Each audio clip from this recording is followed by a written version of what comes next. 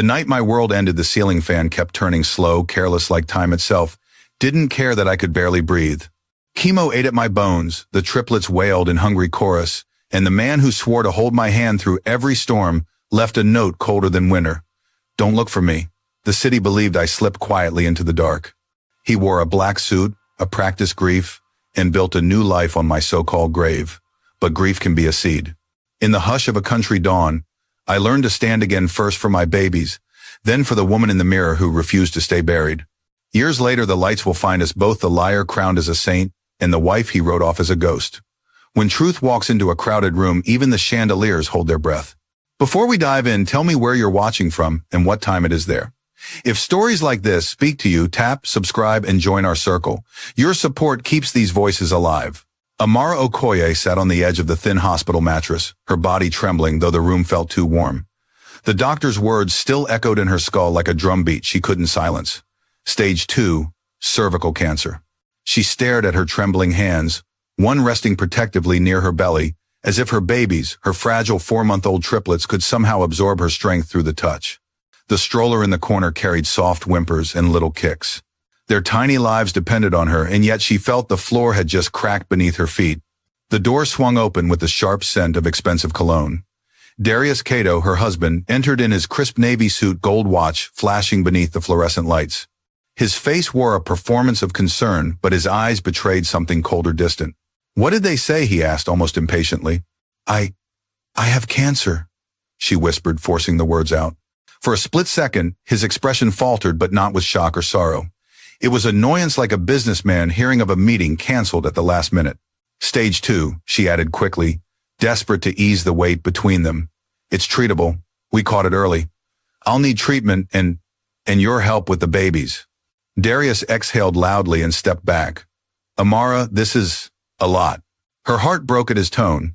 Once this man had held her hand under the stars and vowed never to let go, swearing that no storm could shake their union. She wanted to believe that man still existed. "I can fight this," she said, her voice cracking. "But I need you with me. For them, for us." He gave a rehearsed nod. "Of course we'll fight this together." But Amara caught at the quick flicker in his eyes, the calculation rather than compassion. It chilled her deeper than the diagnosis. That night, while she sat awake rocking one of the babies, she reached for the other side of the bed only to find it cold. Darius had claimed to be at a late meeting. Her heart whispered lies to soothe her. He stressed he'll come around, but her gut twisted differently. Days bled into weeks. Chemotherapy stole strands of her thick hair, her skin paled, and sometimes she could barely stand long enough to warm a bottle. Meanwhile, Darius slipped further away, early departures, late returns, and always that glowing phone screen that stole his attention. One morning, exhausted and feverish, Amara begged Darius, "I need you. I'm drowning here." She struggled to hold a bottle steady for one child, while the others wailed. He rolled his eyes. "You think I'm not dealing with things? I'm out there working, keeping this house standing while you just lie in bed all day." The words sliced her heart. She whispered, "I'm sick. You know that. You're always sick now." His voice was low but venomous. He walked away, leaving her trembling in silence. On Sunday, he insisted they attend church. He clasped her fragile hand through the service, his mask of a devoted husband shining. When the pastor called for prayers for the sick, Darius stood tall, declaring before the congregation, "Give strength to my brave wife battling cancer." Applause, rippled people whispered admiration, and one woman hugged Amara tightly, saying, "You're so blessed to have a man like him." Amara smiled weakly, but inside something cracked. She had seen a message the night before on his phone. "I miss you already. Can't wait to see you again, S." Her heart had burned with denial, telling herself it could be work-related. But the next night, the thread was gone, deleted. Selena Hart. The name gnawed at her. Later that week, he strolled in with a new silk shirt, clearly out of their budget. "That's new," she said, balancing a baby on her hip. "Meeting," he muttered, brushing past her. His tone treated her like a stranger, not his wife. That night, as Zuri Mbele, her best friend and a nurse, came over to help with the babies, Amara's mask broke. She collapsed into tears. "I think he's cheating," she confessed. "He's angry, distant. He looks at me like I'm disgusting." Zuri clasped her hand firmly. "You're not crazy, Amara. Paranoia doesn't delete messages. But I'm sick. What if it's just my fear talking? Fear doesn't buy silk shirts when you can't pay hospital bills. If he's leaving you now while you're fighting for your life, then he was never the man you believed he was. 2 nights later, Amara rose in the dark for water. As she passed the living room, she froze at the sound of Darius's voice. He spoke sharply into his phone, unaware she was there. "No, I'm not dragging this out. She's as good as dead already. I can't waste my life on her and those brats. This is my only chance. I'm done." Her breath caught. The world spun. Each word was a blade carving away the last fragments of hope. As good as dead. Those brats. She staggered upstairs, each step heavy as lead. She collapsed onto the bed, pressing her face into a pillow to muffle the sobs that threatened to wake her children. The next morning, the closet was half empty. His car was gone. On the counter lay a single note. "Don't try to find me." That was it. No goodbye kiss, no apology, just the final betrayal. Amara's knees buckled. The triplets cried behind her, their tiny voices pleading for comfort. Her vision blurred, chest tightening, and the world went dark. When Zuri woke to the baby's wails, she rushed upstairs. Her scream split the air when she found Amara lying cold and pale on the hallway floor, barely breathing. She dropped to her knees, shaking her friend's shoulders. "Amara, stay with me." Her trembling fingers found a weak pulse. In panic, she called emergency services, her voice breaking as she begged them to hurry. At the hospital, doctors worked frantically. They said it was exhaustion, dehydration, and stress, compounded by the cancer. She was lucky to survive. Zuri stayed feeding the babies in the waiting room, refusing to leave Amara's side. When Amara finally opened her eyes, her throat dry, she whispered hoarsely, "Where are they?" "They're safe," Zuri soothed. "And so are you." Tears pricked Amara's eyes. "He's gone." Zuri nodded. "I know." For days, Amara said little. She fed her babies with trembling hands, staring at the hospital ceiling. The silence felt like a coffin. She realized Darius hadn't even checked if she survived. He'd taken everything and vanished, as if she and their children were just shadows he could erase. One afternoon, Zuri placed a folder on her lap. "You need to see this." Amara opened it with trembling fingers. Bank statements, withdrawal slips, all her savings gone. Even the small inheritance her late mother had left her. Her breath hitched. "What?" "He drained everything 2 weeks before he left. And there's more." Zuri's jaw tightened. "He even tried to file a life insurance claim in your name, pretending you were dead. They denied it, but he tried." Amara's vision blurred with tears. "He wanted me gone. For real." Zuri pulled her close. "He wanted freedom and money. That's all. But you still have something more powerful. Your life, your children, and me. We'll find a way." Amara pressed her lips against her baby's soft heads, whispering, "I'm not done. He may think I'm buried, but I'm still breathing. One day he'll see."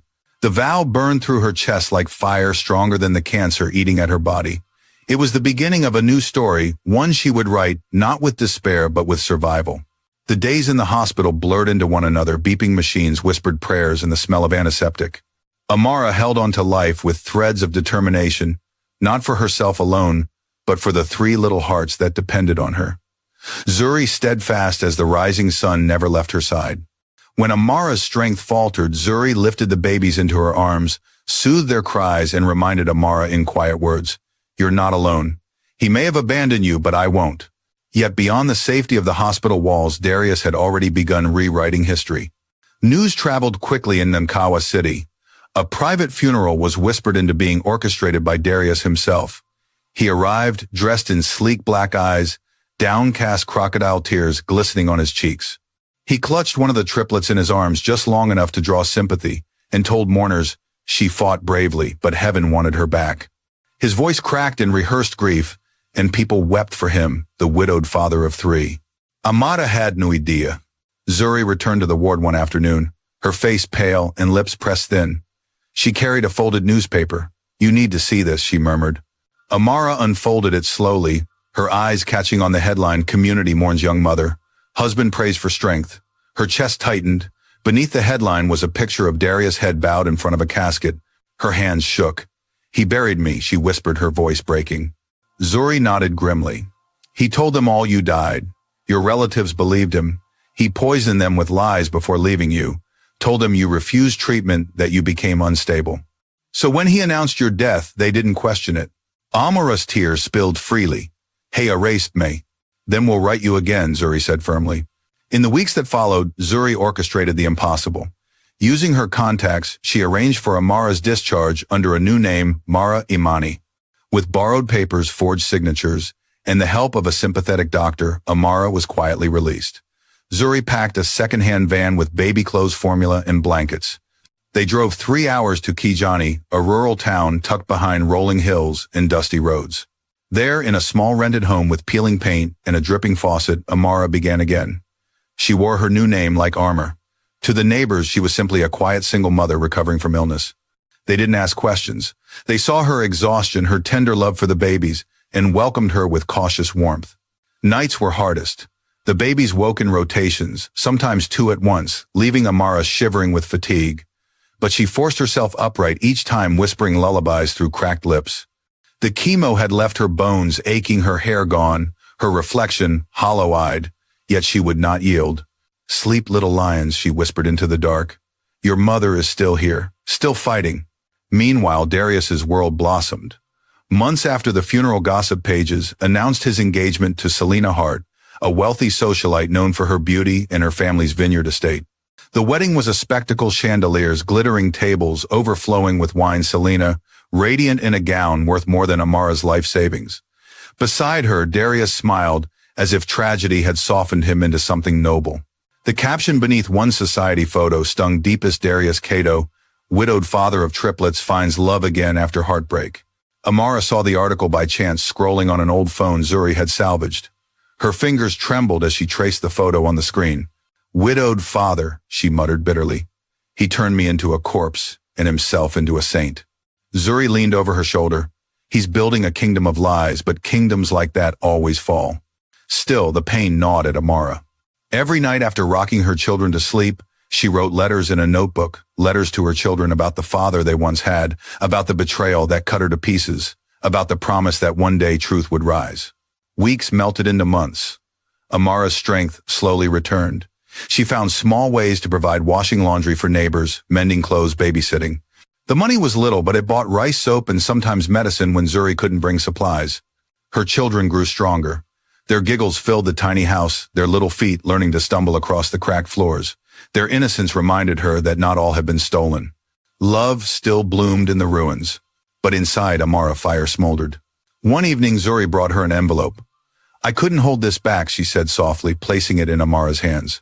Inside were copies of legal documents, a life insurance claim Darius had filed listing Amara as deceased, bank transfers draining her inheritance into a shell company, forged paperwork bearing his signature.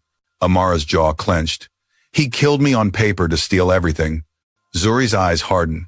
He wanted a clean slate, no wife, no children, just money and freedom. But what he forgot is that the dead sometimes walk again.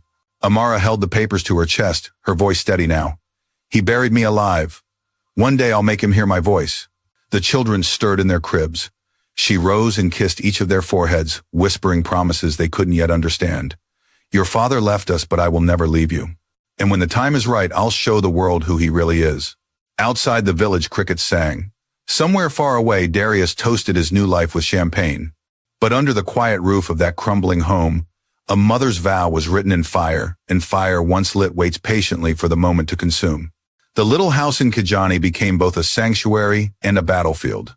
Sanctuary because no one there knew the name Amara Okoye. To her neighbors, she was simply Mara Imani, a frail but determined mother of 3 who had escaped the city to heal. A battlefield because every morning she woke with aching bones, nausea clawing at her throat, and 3 restless infants crying for food and comfort. Zuri was her anchor. She visited whenever shifts at the hospital allowed, often carrying bags of rice, tins of formula, or bundles of secondhand clothes. She would scoop up a baby in each arm and say, "See, your mama's stronger than she looks. Don't let her fool you." Amara smiled faintly, though inside she felt fragile as cracked glass.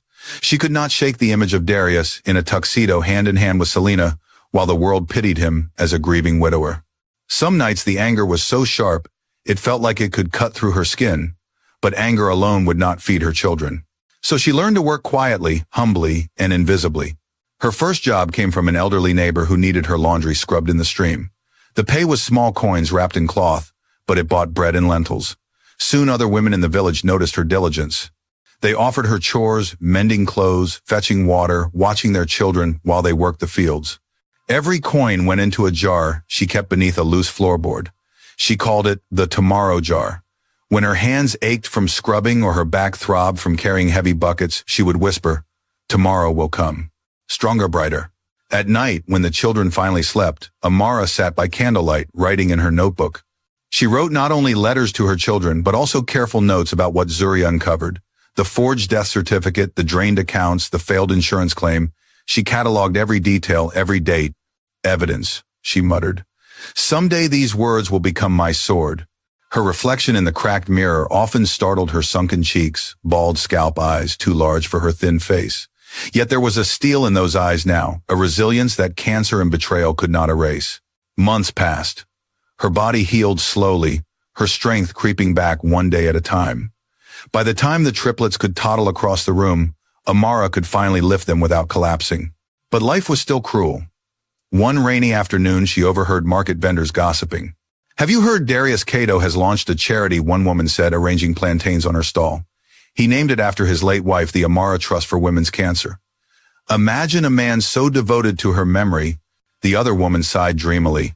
"Nkawa City calls him a hero. He raises money, gives speeches. They say he's an inspiration."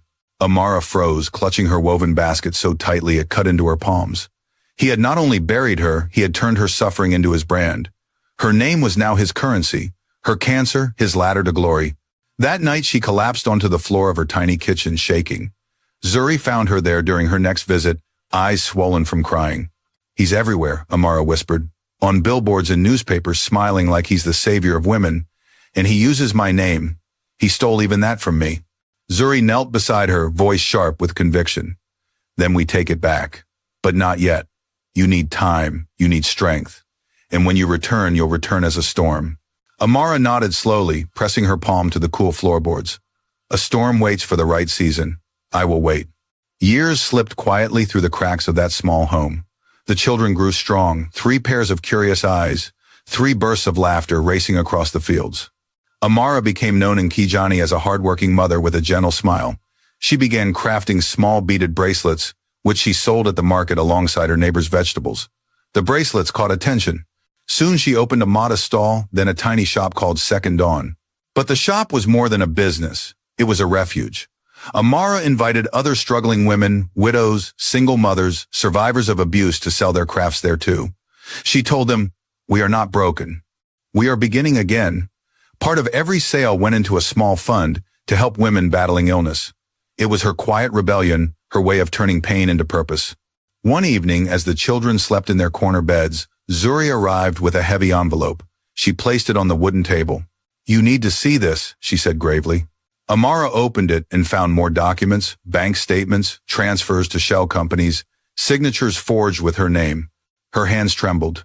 "He killed me on paper, to rob me blind." Zuri nodded. "And now he parades around the city as a saint. But listen, there are cracks.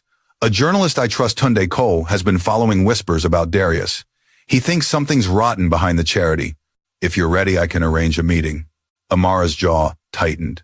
She looked at her children, then back at the papers. "I'm ready to plant the first seed, but no one can know my face. Not yet." The following week, Tunde arrived at her little shop after hours. He was skeptical at first, pushing his glasses up the bridge of his nose as he studied her. "Let me get this straight," he said. "You're telling me Darius Cato, the face of cancer advocacy in Nkawa, faked your death and stole your inheritance?" Amara opened her notebook and slid it across the table. Inside were years of details, signatures, transfers, letters, even clippings of his public speeches. "I'm not telling you," she said evenly. "I'm showing you. I am Amara Okoye alive. And I don't want you to publish yet. I want you to wait until the world is watching." Tunde studied her for a long moment. Finally, he nodded. "Then we build the story quietly. And when the stage is set, we strike."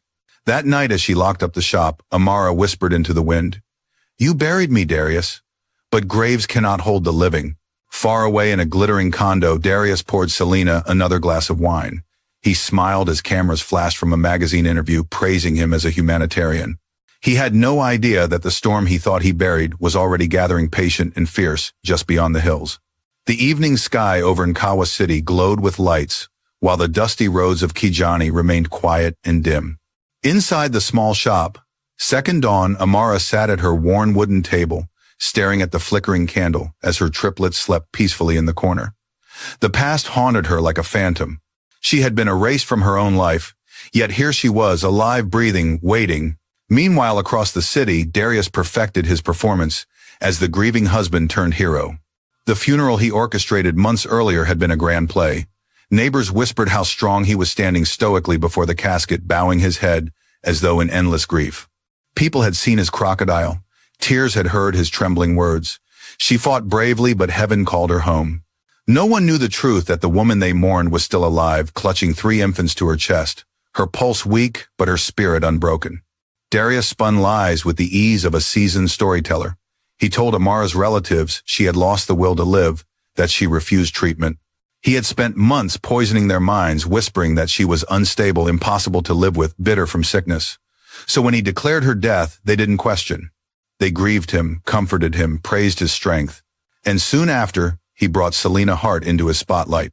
Selena was radiant, her father's fortune wrapped around her like silk. When their engagement was announced, the society pages devoured every photo. Darius, dressed in a tailored tuxedo, his hand resting gently on her waist, looked every bit the charming widower who had found love again after heartbreak. Selena wore a glittering gown, her smile dazzling beneath chandeliers. The caption burned Amara's eyes when Zuri showed her the article, "Darius Cato, widowed father of triplets, finds love again at last." She had nearly torn the page in half. "They call him a hero," she hissed, "a father who endured tragedy. Meanwhile, I'm here patching clothes to buy soap." Zuri's eyes hardened. The higher he climbs, the harder he'll fall. "Trust me, Amara, God is patient." The wedding itself was an extravagance whispered about for months. Selena's family vineyard glittered with fairy lights strung between the vines. Crystal chandeliers hung from temporary frames. Tables laden with imported wine and golden cutlery. Politicians, businessmen, and celebrities flocked to the event. And there stood Darius, toasting to new beginnings, while his 3 children, alive and needing him, were miles away in a crumbling shack. For Amara, the news came like a knife, twisted deeper. She sat on the floor of her little home that night, her children clinging to her skirt, tears burning down her cheeks. "Your father," she whispered to them, "though they were too young to understand, chose glitter and lies over you. But I, your mother, I will never choose anything over you." Her voice shook, but her vow was steel.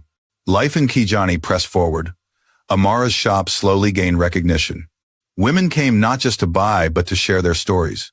Stories of husbands who had abandoned them, of sickness endured in silence, of survival, stitched into every bracelet or carved spoon. The shop became a circle of resilience, each item sold carrying whispers of healing. But while Amara's life rebuilt piece by fragile piece, Darius's empire grew rapidly. He launched his charity, the Amara Trust for Women's Cancer. Using her name like a sacred banner, he lured donors, politicians, and sponsors. His speeches dripped with devotion. "In memory of my late wife, whose courage inspires me daily." Crowds applauded women, wiped their eyes, and donors emptied their pockets. Every time Amara glimpsed his face on a billboard, her stomach twisted. He had stolen her story, her name, her pain, and polished it into gold. Still, Zuri cautioned patience. "If you reveal yourself now, he'll twist it. He has money, connections, the sympathy of an entire city. He'll paint you as mad, unfit. He could even take your children." Amara knew she was right. She had no power yet. She had only survival. So she waited. She healed. She grew. But one evening, as she rocked her children to sleep, Zuri rushed into the house with urgent eyes. She set down a manila folder on the table. "You need to see this," she whispered. Inside were new papers, a forged death certificate signed and stamped, claiming Amara Okoye had passed away. The signature wasn't hers, it was Darius's handiwork. There were also transfer records showing her mother's inheritance funneled into a shell company, then into Darius's accounts. Amara's breath hitched. "He killed me on paper to steal from me." Zuri's lips tightened. "And the world believes him a saint, but not forever." That night, Amara walked outside into the moonlit yard, staring up at the stars. Her heart pounded with fury, but also clarity. "He thinks I'm gone," she whispered into the dark. "Let him believe that. Let him climb higher, smile brighter, bask longer. Because when I return, I won't just take back my name. I'll take back every lie he built on my grave." In Inkawa City, Darius held Selena's hand as photographers swarmed. He smiled, his heart swollen with victory, convinced the past was buried. But in a quiet corner of Kijani, a storm was gathering. And storms, when they come, do not whisper, they roar. The nights in Kijani were long, but they taught Amara something she had almost forgotten: endurance. The sound of crickets outside her cracked window blended with the steady rhythm of her children's breathing. She often sat awake, watching their tiny chests rise and fall, whispering to herself that survival was its own form of victory. Every morning she woke before dawn to fetch water from the well, her frail body wrapped in a faded shawl.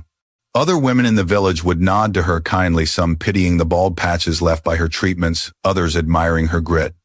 They knew her only as Mara Imani, a widow who had fled the city for peace. Nobody asked for details. In Kijani, people understood that silence was sometimes a shield. As the months rolled by, her strength returned, though never fully. Some days she would collapse into a chair after only an hour's work, trembling with exhaustion. But instead of despair, she began to feel a new kind of determination. Each small triumph, the children learning to walk her bracelets, selling at the market, her ability to climb the hill without gasping for breath, became proof that she was not finished.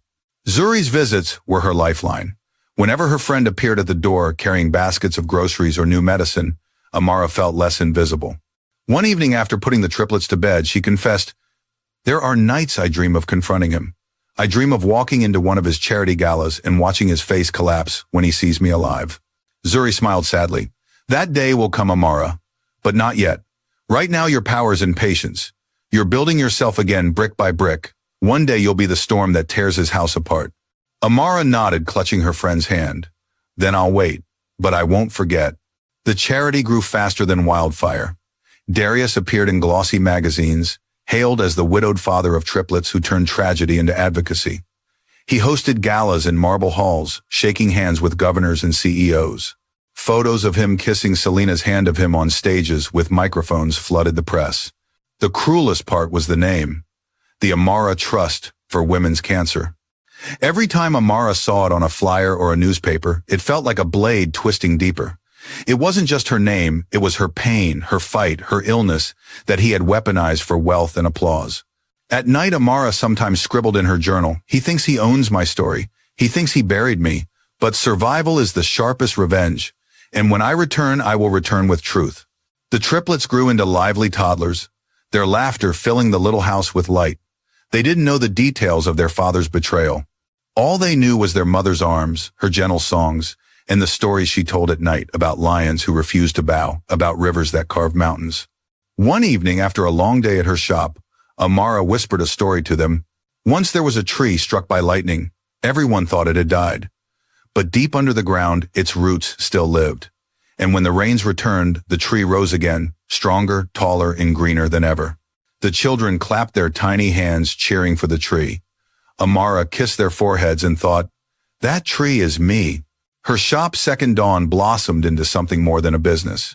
She began teaching other women how to bead jewelry, carve spoons, and weave baskets. Survivors of illness, widows, abandoned mothers, they gathered there not only to earn, but to heal. Customers came from nearby villages attracted by the crafts, but returning for the sense of community. Amara became known quietly as a leader, though she never sought it. She told the women, "We are not victims, we are warriors who survived the fire, and everything we sell here carries that strength." But even as her days filled with meaning, the shadow of Darius lingered. One afternoon, while buying supplies in town, she overheard a radio announcer praising him. "Darius Cato has been nominated for the Humanitarian of the Year award, honoring his tireless work for women battling cancer." Amara froze her basket slipping from her hands. Anger surged like a flood. She hurried home, stormed into her shop, and slammed the door shut. The children, startled, watched as she paced back and forth. "He took everything," she hissed. "My money, my name, my story, even my death. And now he wears my suffering like a crown." Zuri, who had stopped by with medicine, listened quietly. After a moment she said, "Then let him wear it. The heavier the crown, the easier it is to topple. Every lie he tells makes the fall harder when truth arrives." Amara stopped pacing, breathing hard. Slowly her fury calmed into focus. "You're right. He believes he erased me, but I'll let him keep believing. And when he stands tallest, when the world claps the loudest, that's when I'll return." She turned to the window, the sunset painting her face in hues of fire. Her reflection in the glass no longer looked fragile, it looked unbreakable. Months passed. Amara's strength grew. She even began writing speeches in her notebook, imaginary words she dreamed of one day, saying aloud. She practiced them while walking through the fields, whispering them under her breath.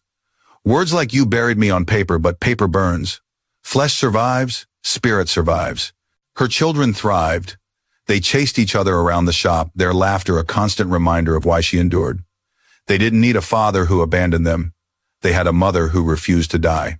But life had one more cruel twist. One Saturday, Zuri arrived at the shop with a bundle of newspapers. She spread them on the table, her face grim. "Look," she said.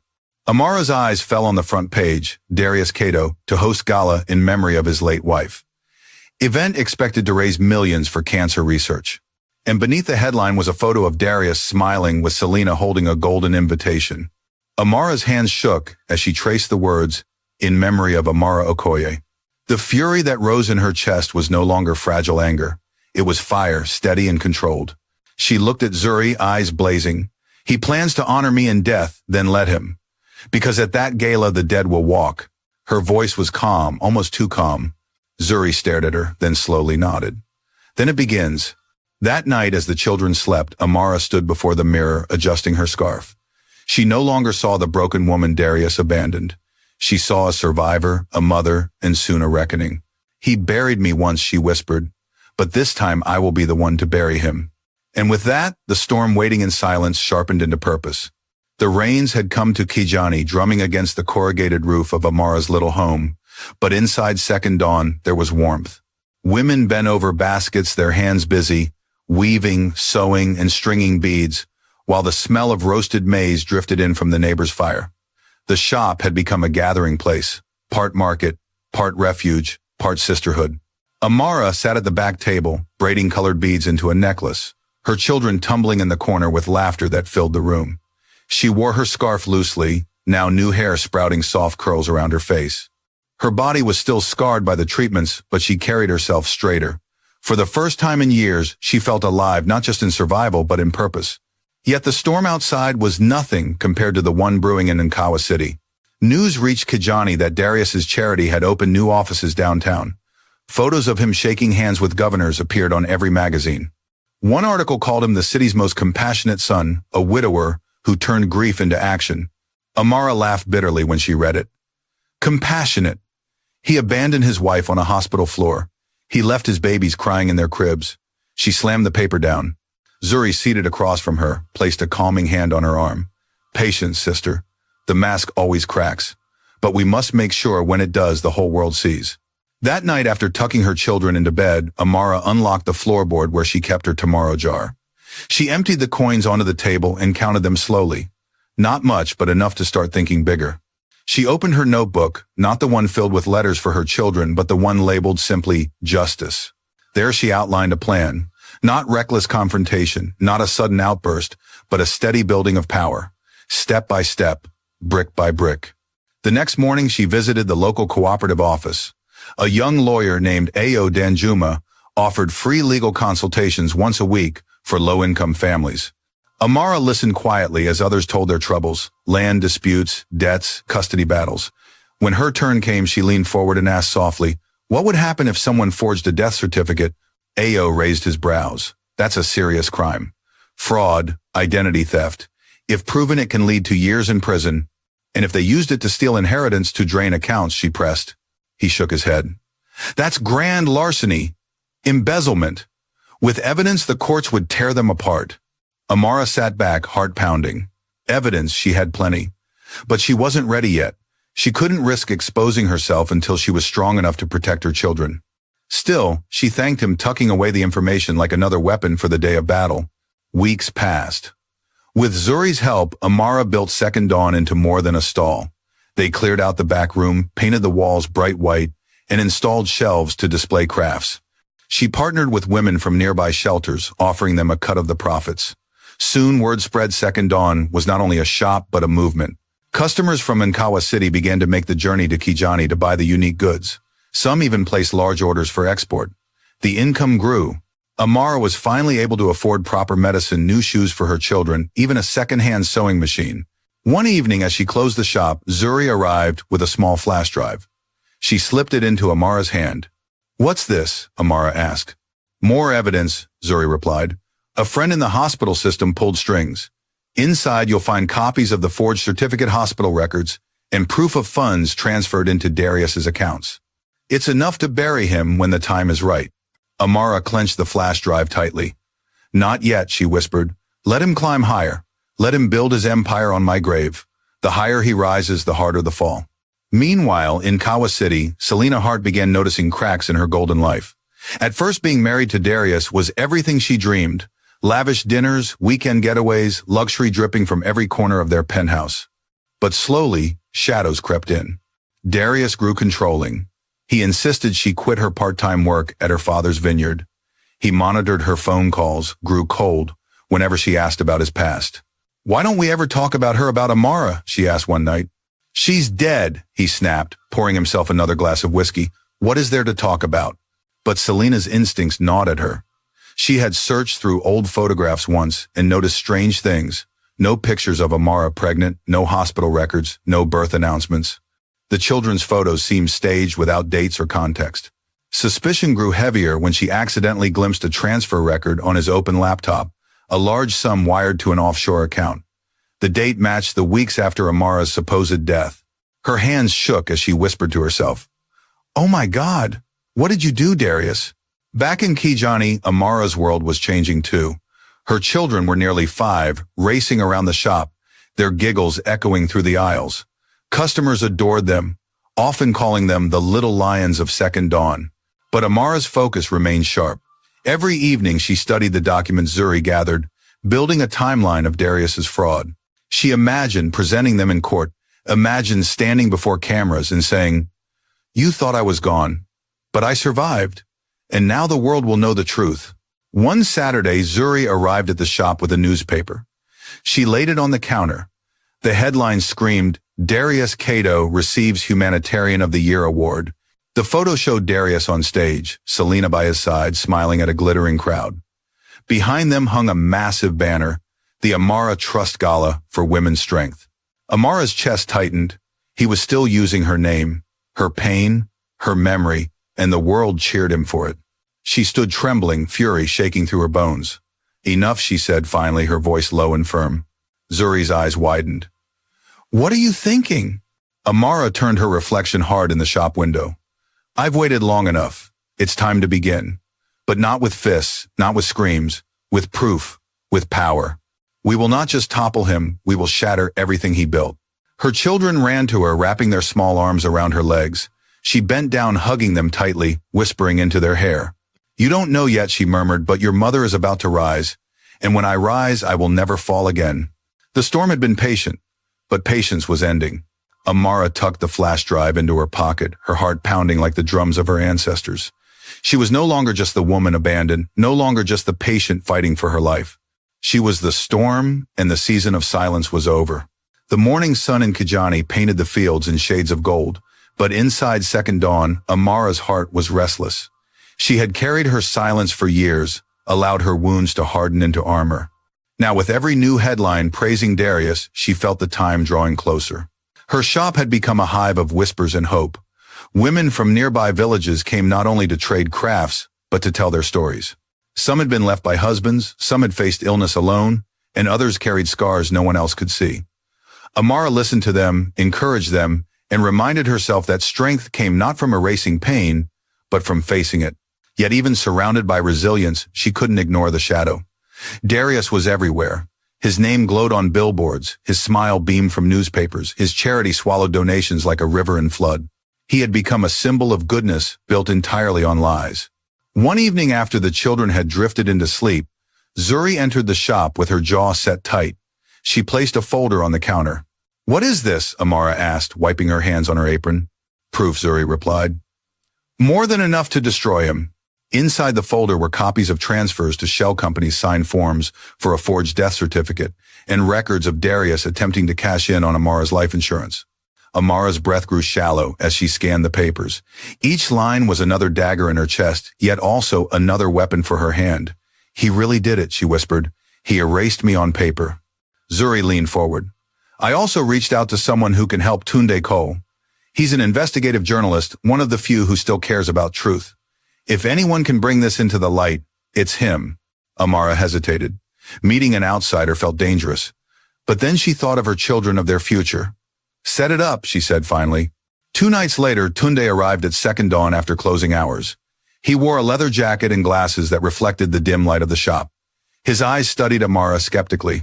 Let me get this straight, he began sipping the bitter coffee Zuri offered. You're saying Darius Kato, the man every billboard in Nukawa praises, faked your death, stole your inheritance, and is laundering money through his charity. Amara looked him straight in the eye.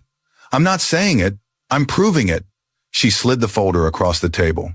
Tunde flipped through the documents, his expression shifting from doubt to shock.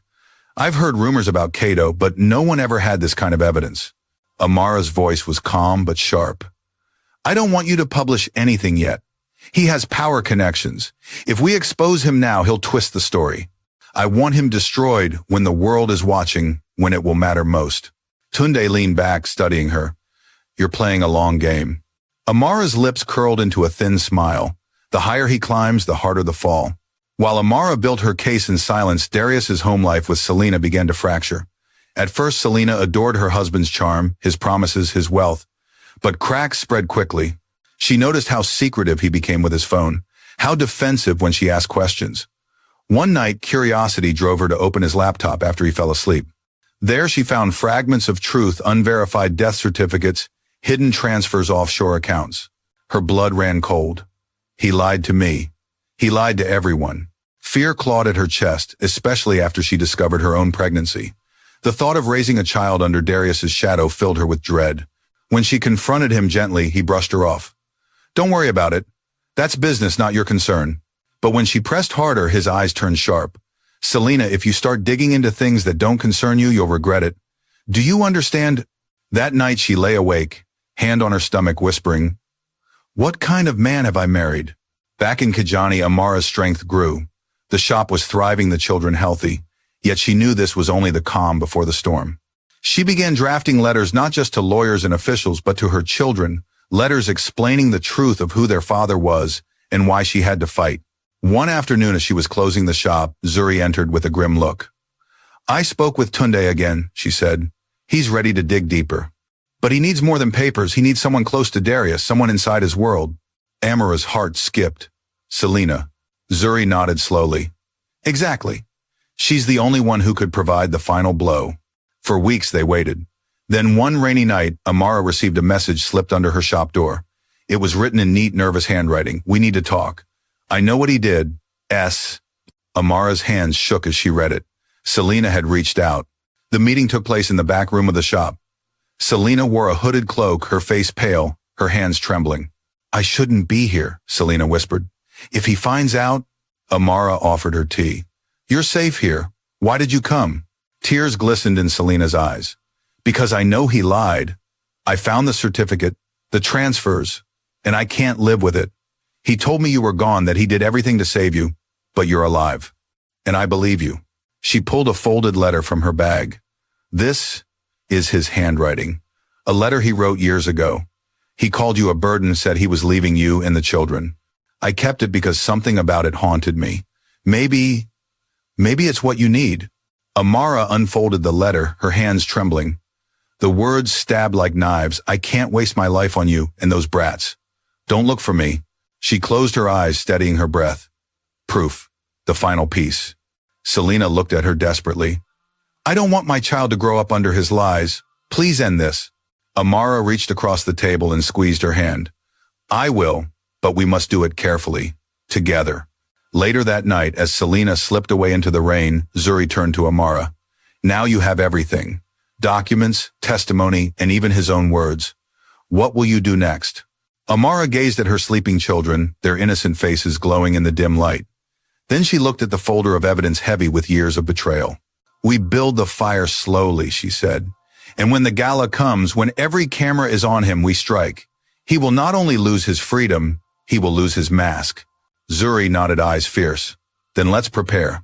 The season of silence is almost over. Amara closed her notebook, her heart steady. She was no longer the woman who had collapsed on a hospital floor. She was no longer the ghost he tried to bury. She was the storm, and the storm was ready to roar. The days leading up to the gala stretched like taut ropes, vibrating with tension that Amara could almost hear in her sleep. Each sunrise in Kijani seemed quieter, as though the village itself sensed the storm drawing near. In her shop, Second Dawn, she worked as if everything were ordinary, selling bracelets, weaving baskets, helping the children with their letters, but inside her mind burned with calculation. Selena's visit had changed everything. The young woman's pale face and trembling voice lingered in Amara's memory. The letter Selena delivered with Darius's handwriting, cold and merciless, was a weapon sharper than any blade. Proof not only of abandonment but of intent. Proof that would destroy his carefully woven mask. One night as the children slept, Amara sat by candlelight with Zuri. The folder of evidence lay open between them, papers spread like battle plans. "Do you see it?" Amara whispered, her finger, tapping the forged death certificate. Then the transfer records, then the handwritten letter. Every lie is here, every theft, every betrayal. When the world sees this, Darius will have nowhere to run. Zuri nodded though, her brow furrowed. "But you must be careful. He is powerful. Men like him don't fall without a fight. If he senses even a shadow of your return, he will strike first." Amara met her friend's gaze, her own steady. "Then we give him no warning. We wait until every camera is watching, until he believes he has won." Meanwhile, in Kawa City, Selena lived in silent dread. The penthouse apartment glistened with glass and marble, but to her, it felt like a cage. Darius had grown more controlling, his temper sharper. He monitored her movements, demanded she stay away from certain friends, and dismissed her questions with cold authority. The pregnancy changed everything. She had taken the test alone, her hands shaking the little blue lines confirming the secret she already feared. When she told Darius, he barely looked up from his phone. "That's great," he muttered, scrolling through messages. "Just keep it quiet for now. The PR team has other plans this quarter." Selena's chest tightened. She had expected tears of joy, or at least a smile. Instead, she saw calculation, the same coldness Amara had once faced. That night, she confronted him again. "You forged Amara's death certificate. I know you stole her money. I know she might not be dead." For the first time, Darius's mask slipped. He set down his glass slowly, his jaw tightening. "Selena," he said, his voice low, dangerous. "If you ever say those things out loud again, if you even hint at them, your life will explode. Do you understand?" Her hand instinctively moved to her stomach. "I'm carrying your child." "I know," he replied coldly, "which is exactly why you will sit still, smile for the cameras, and forget all of this." Tears welled in her eyes, but inside something hardened. That same night, she wrote another note. One she planned to deliver to Amara. If she could escape his gaze again, "I will not let my child grow under his lies. I will help you end this." In Kijani, Amara's children were growing fast. Nearly 6 years old now, they filled the little home with noise and questions. "Why don't we have a father like the other children?" one of them asked innocently one evening. Amara's chest clenched. She gathered them close, kissing their foreheads. "You have something better," she said softly. "You have a mother who will never leave you. And one day when you are older, you will understand everything." The innocence in their eyes steeled her resolve. She would not let them live in the shadow of a lie. That week, Zuri returned with news. "Tunde is ready. He has been digging into Darius's accounts, interviewing staff from the charity. The cracks are already forming. A sponsor pulled out of his next project. A bank froze one of his loans." Amara allowed herself a small, grim smile. "Good, but not yet. We need the final blow. The gala will be it." She began preparing quietly. Zuri took her into the city for fittings where Amara tried on dresses that made her reflection almost unrecognizable. For years, she had hidden in scarves and worn fabrics. But in the mirror now, she saw a woman, reborn hair curled to her shoulders, cheeks, fuller eyes alive with fire. "I don't see a victim," Zuri said, softly adjusting the dress. "I see a warrior." Amara touched her reflection with trembling fingers. "I see someone who refused to die." The tension in Nkawa City built like thunderclouds. Invitations to the Amara Trust Gala arrived in golden envelopes, promising an evening of elegance and inspiration. "In honor of the memory of Amara Okoye," the script declared. Politicians, celebrities, philanthropists, all marked their calendars. Darius was elated. He paced their penthouse rehearsing speeches, smiling at himself in the mirror. "This is it, Selena," he said one night, his teeth gleaming in the glass.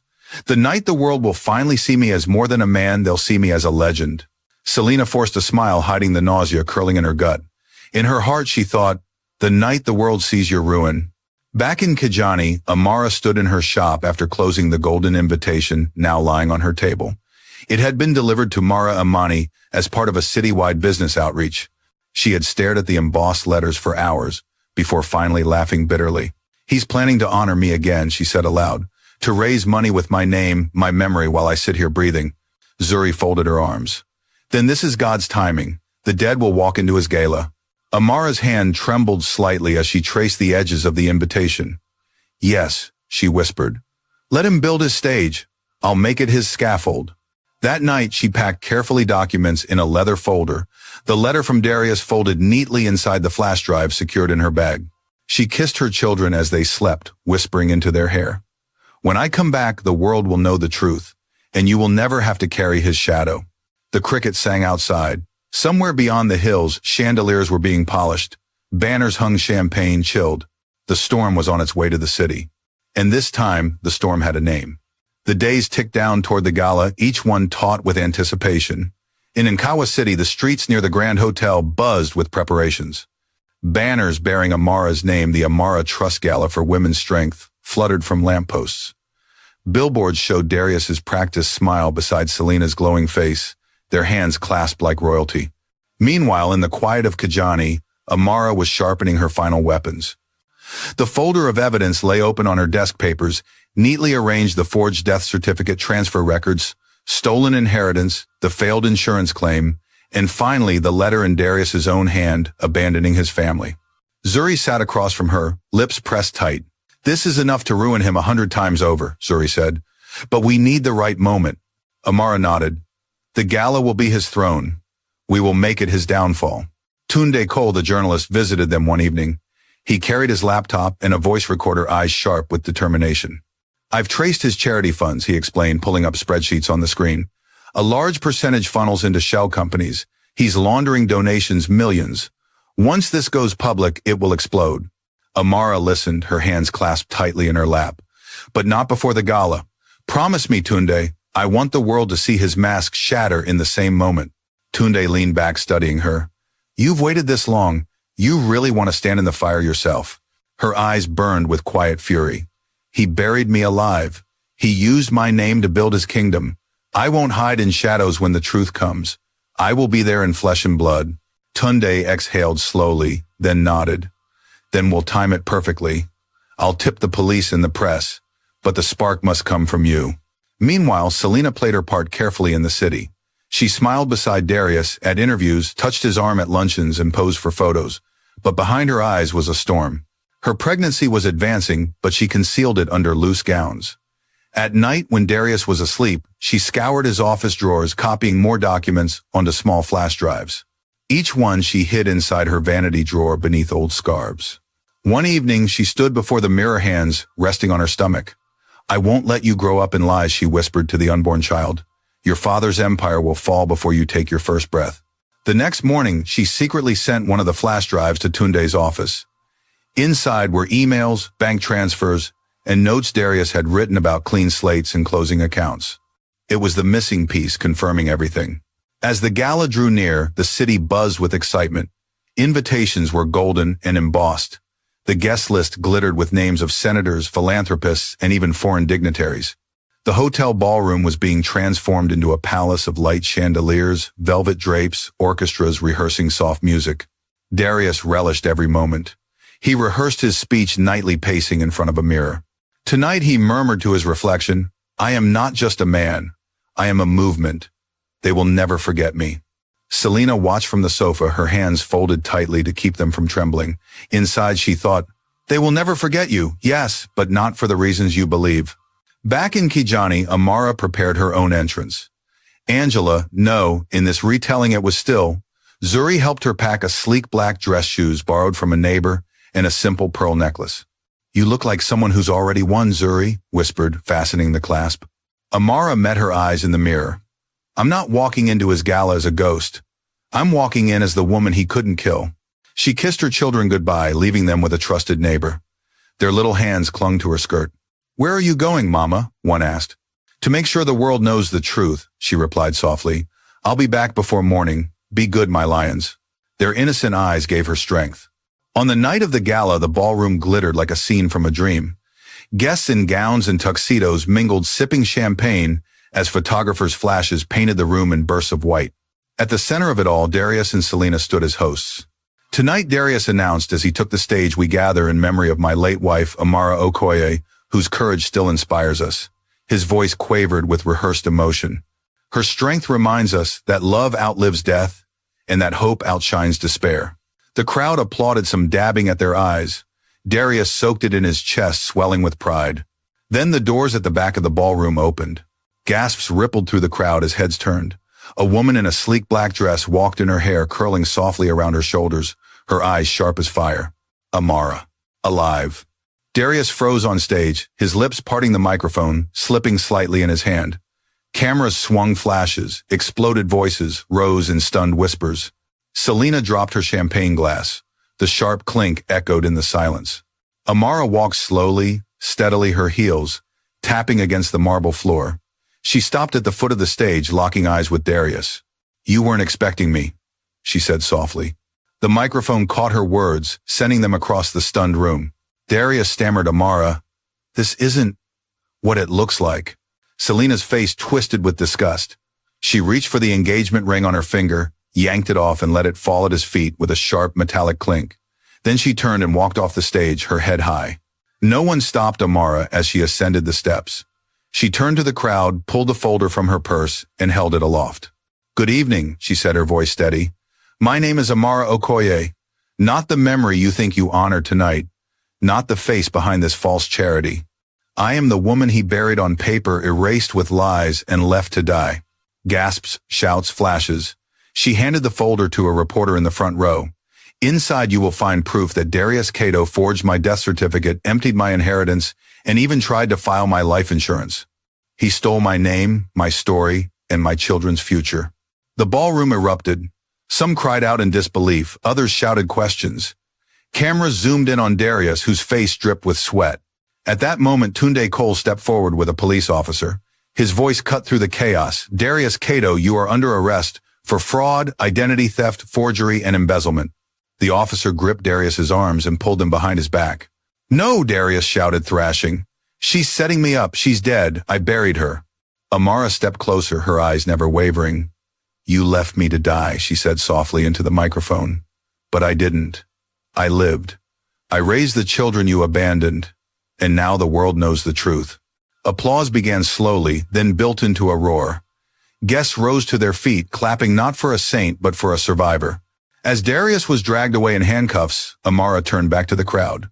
Her voice, calm but powerful, filled the room. "I am not here for revenge. I am here to remind you that survival is louder than betrayal.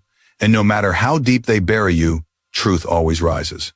The chandeliers above seemed to tremble with the thunder of applause. The storm had struck, and Darius Cato's empire of lies lay in ruins. The ballroom was still buzzing long after the police dragged Darius away in handcuffs. The glittering chandeliers swayed as if the very room itself had exhaled after years of suffocating under his lies.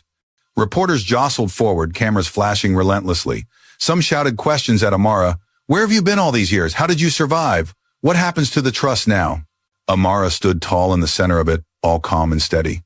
For a moment, she felt the weight of every year of silence pressing down, but she also felt the wings of freedom lifting her higher. She had not come to the gala to drown in noise, but to reclaim her name. Zuri moved quickly to her side, protective, as always. "It's time to go," she whispered. "You've made your point. Don't let them pull more from you than you want to give." Amara nodded, clutching the pearl necklace at her throat. She turned to the microphones one last time. "This is not the end of my story," she said, her voice carrying through the hall.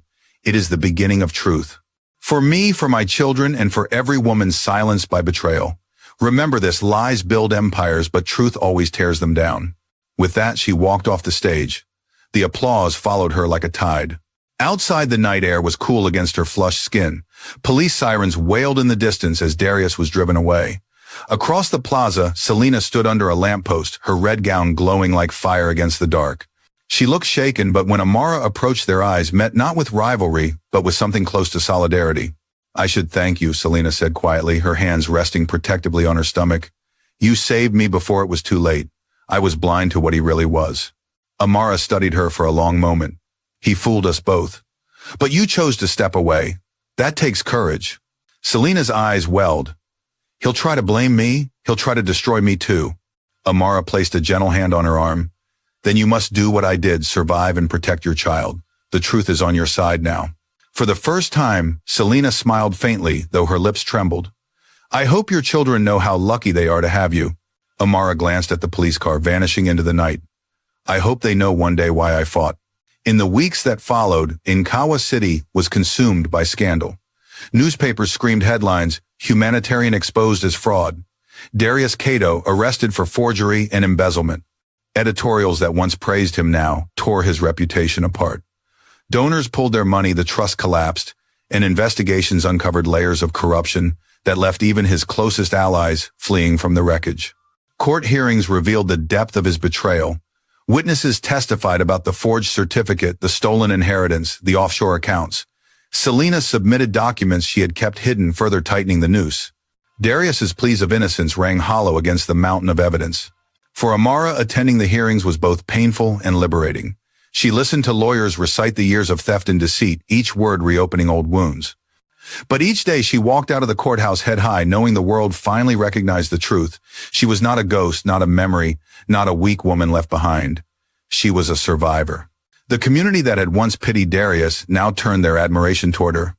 Women came forward to tell her how her return gave them courage to leave abusive husbands, to fight for justice, to claim their own voices. Strangers wrote letters thanking her for proving that even when buried in lies, a woman could rise stronger than ever.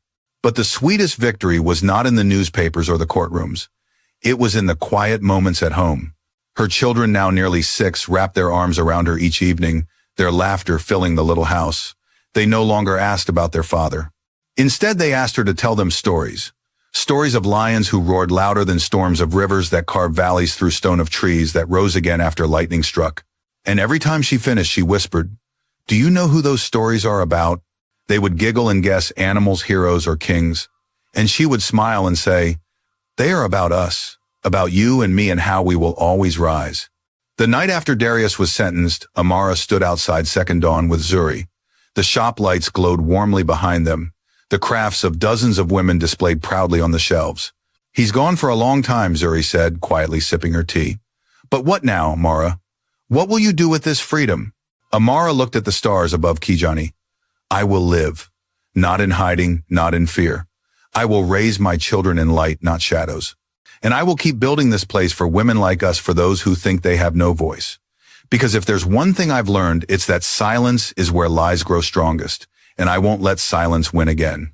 Zuri nodded, tears shining in her eyes. "You've turned pain into purpose. That's power." Amara smiled softly. "And power is nothing unless it's shared." Months later, the gala hall that once celebrated Darius was reopened under new management for a different purpose. This time it was Amara who stood on the stage. Her hair now thick and curly framed her face with strength. She wore a simple dress, her children sitting proudly in the front row. "Tonight," she said, her voice steady and warm, "we gather not for lies but for truth. Not for one man's ego but for women who survive storms. This fund, rebuilt with honesty, will help women battling illness and betrayal find hope again, because hope is what saved me and what will save others." The applause that followed was genuine, not forced by illusion. It was respect, not spectacle. Amara looked down at her children, their little hands clapping fiercely, their smiles radiant. For the first time in years, her heart was full without the shadow of bitterness. She had buried her past not in grief but in victory. And now her story belonged not to Darius, not to lies, but to herself and to every soul who needed to believe that survival was possible. The storm had passed. The dawn was hers. Life can strip us bare, betray us through the hands of those we trusted most, and bury us under lies so heavy we almost forget who we are. But Amara's story reminds us survival itself is a triumph. Betrayal may wound, but it cannot define. Lies may rise, but truth will always find its voice. And strength, true strength, is not the absence of pain, but the decision to keep standing in spite of it. Let Amara's journey be a mirror for your own life. No matter how dark the night, there is always a dawn waiting. Hold on for it, fight for it, and when it comes, embrace it boldly. If this story touched you, share your thoughts in the comments below. Tell us where you're watching, from what time it is there, and what part of Amara's resilience speaks to your own journey. And if you haven't already, subscribe to our channel, because together we keep stories like this alive, stories that remind us all, no storm lasts forever.